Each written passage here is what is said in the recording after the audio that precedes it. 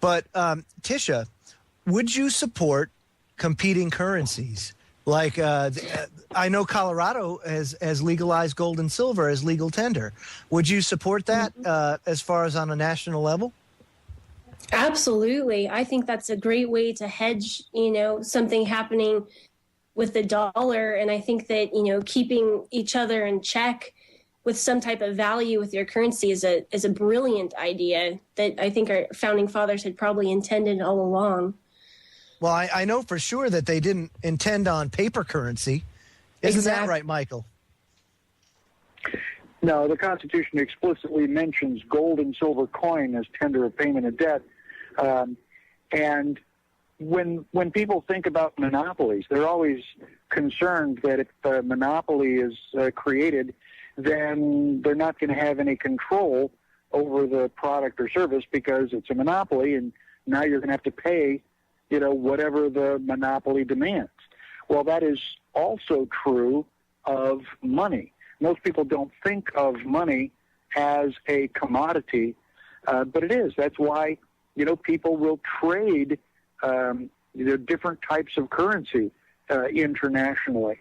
And if we had competing currencies in the United States, then people could use the one that was giving them the most benefit, and it is exactly that competition which would cause the currency to be in our benefit. The Federal Reserve Act of 1913 basically gave the Federal Reserve the monopoly on counterfeiting money. And we are currently paying the price with the economic conditions that we see right now, the rising unemployment. And I wish that I didn't believe it, but I think that things are going to get much worse.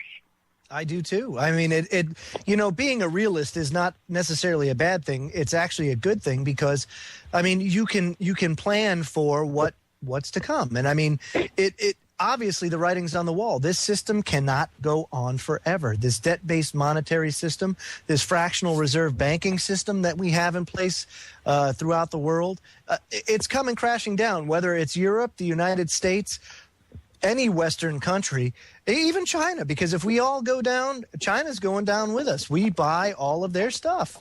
It just happens to be that way. But, monetary policy, Tricia, 98% is the number of devaluation the dollar's had since the Federal Reserve came into power. The dollar's worth 2% of what it was in 1913. And you often hear today that inflation, especially from the talking heads, that inflation is negligible. Yet you go to your supermarket or everything else, and everything's just going up, very fast. So for your constituency, what would you do, or how would you go about stimulating job growth for your constituency? Well, I'm very focused on small businesses and the role they play in a local economy. And every single small business that I talk to is able to rattle off some type of rule, regulation, fee, tax, license that is just, one more thing that they have to pay. And it's making it harder and harder for them to be able to stay in business. So my focus is really at that, what's the red tape that's holding back people from being able to generate the revenue that they need? That's on that can be on a local, state, and federal level as far as the bureaucracy. But at the federal level, there's some overreaching agencies that are doing some, pretty bad things. Hold that thought, Tisha. We'll talk about the federal level when we get back. If anybody wants to email me, you can email me at thefreedomlink@centurylink.net. I'll be taking your comments, your questions, any suggestions you may have. Stay tuned, folks. We'll be right back in 3 minutes.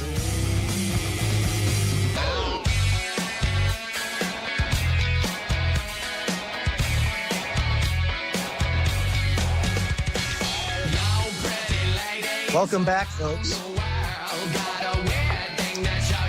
Quite often you see Ron Paul going to college campuses.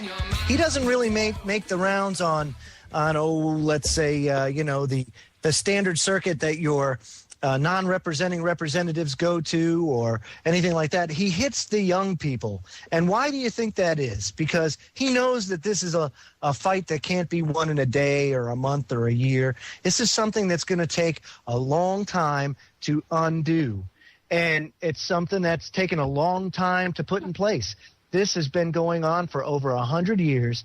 And I'll tell you what, it's a pleasure to have Tisha Casida on the show because it's a breath of fresh air to have somebody, a young person, step up to the plate like this and take on the establishment. And in this case, it is Representative Scott Tipton of the 3rd Congressional District of Colorado. And before the break, we were talking about, the debt and everything else. And on a federal level, Tisha, how would you handle that? How would you handle this on a federal level as far as, the job creation and stimulating the economy?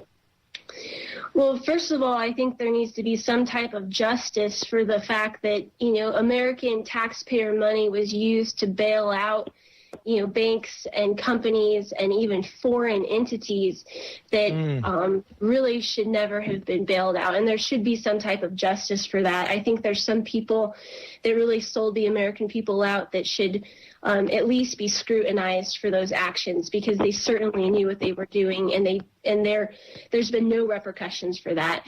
But, secondly, I think, again, we need to end the corruption and we need to end the incentives for the type of lobbying that's going on between both big government and big business. And that's a lot of tentacles that go very deep into the system, but we need to end those so that we can create a free market, which is where you're going to, freely create jobs and allow the economy to thrive. And it will take time. It won't happen overnight. It's going to take a lot of, good representatives getting in there and a lot of consumer voices. I think a lot of people are waking up to understanding that their vote is important, but their dollar and where they spend that money is also just as important.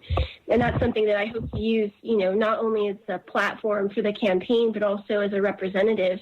I want to educate people what kind of power they have just through using their money and where they spend it, because they can change the face of the economy just by making different choices. How about campaign finance reform? I mean, it's been a joke. Especially this last round of campaign finance reform. But specifically, you brought up lobbying. Would you support outlawing lobbying or financial contributions to campaigns because of that? Because I see that our non-representing representatives do not really represent their constituency anymore. They represent big business. At least that's the way I take it. What's your take on that? I would support something like that, except that making more laws is really not going to be effective. What you have to change is, that's kind of trying to fix what we see, like I'm not thinking of the right word. Instead of going at the heart of the problem, which is, holding our representatives in check as the American people. And again, the bureaucracy is what's allowing for this lobbying to take place. If we had the federal government doing what it's supposed to be doing, and only that, you would basically be ending all the tentacles that kind of create that incentive for lobbying to exist in the first place. So, although I understand people who want campaign finance reform, I have to tell them, look at how effective the laws are now. They're not. Criminals will get continually to do the wrong thing, and that includes bad politicians and bad representatives. So the only way to truly, truly, truly fix that problem of lobbying is to end the incentives for why those lobbyists are there. And that means getting our budget in check and, having the federal government do what it's supposed to do versus all of these, amazing federal entities with the bureaucracy that's, stagnating the entire economy and causing many headaches for good average American people. Wow. Michael, what's your thoughts on that? Do you agree with Tisha on this subject? Well, I do agree with Tisha, and I think that we do tend to attack the symptom instead of the problem. I give speeches on a regular basis, and occasionally the audience will come in. And my first question is, please raise your hand if you are a good, patriotic American. And not much surprise, everybody in the audience raises their hand. Everybody considers themselves a good, patriotic American. And the second question is, raise your hand if you can tell me how many articles are in the Constitution. And rarely does anybody raise their hand. If they do, they're usually with my entourage anyway. And, it's like, well, what's the standard for being a good, patriotic American? I mean, you know how to dress yourself in the morning? I think that we need to raise that standard. I think the American people need to understand the Constitution. They need to understand that they are the source of all political power in the United States, and that we as individuals have rights, and that governments, state government or federal government or city or county, they only have privileges, and that we the people can take those privileges away anytime we have the courage to do so. That's what the Declaration of Independence means when it says that we can alter or abolish the government.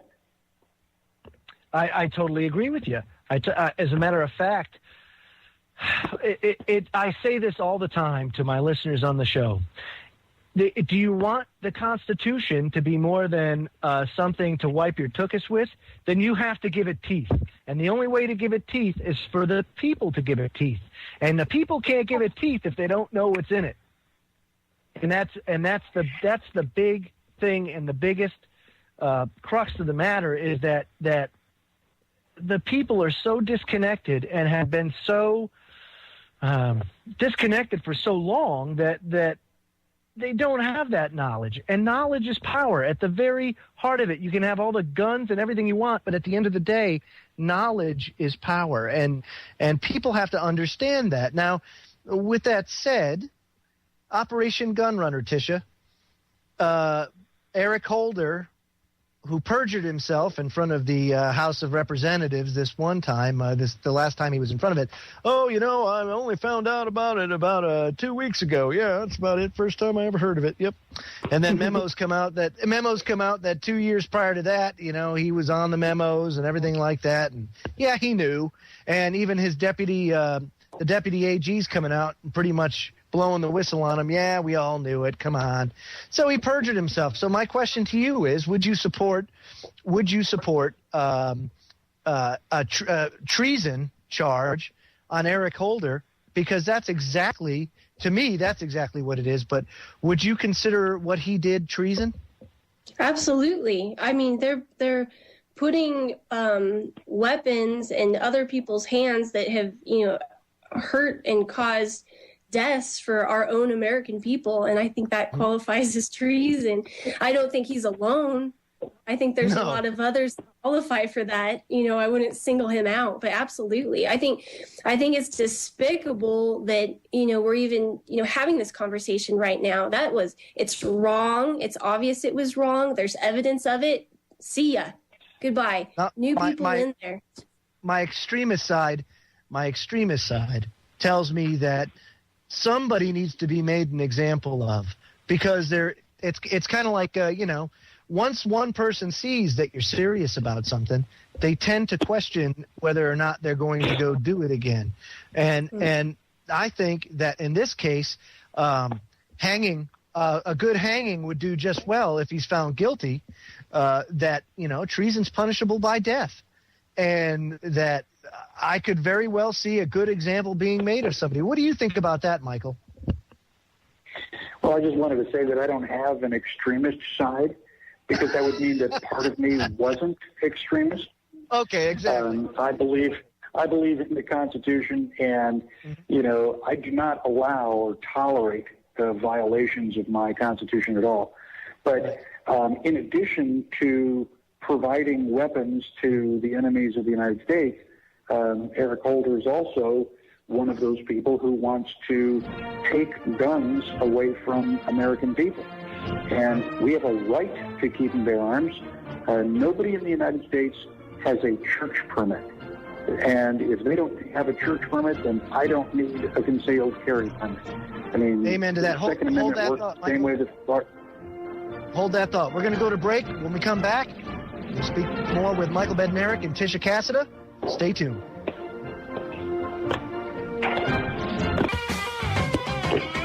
Welcome back, everybody.